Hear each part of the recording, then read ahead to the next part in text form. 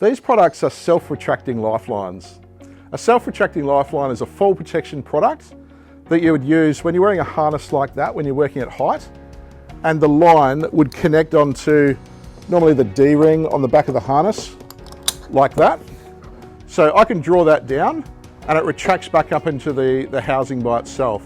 That's great because I'm not tripping over, excess webbing that might be a sort of a trip hazard.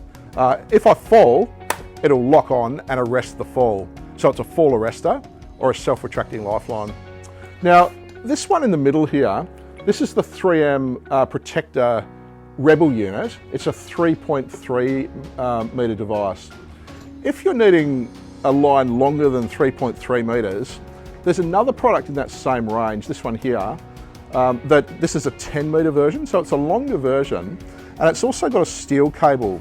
So that steel cable is very strong, and it's often used for hot work. So if you're around sparks from maybe welding or grinding metal, hot sparks are landing on that. You wouldn't want them to land on webbing because they'd potentially melt or burn that webbing, but the steel holds up much better to those hot sparks. So again, it locks on if you fall. They're both known as self-retracting lifelines, a webbing version versus a steel cable version.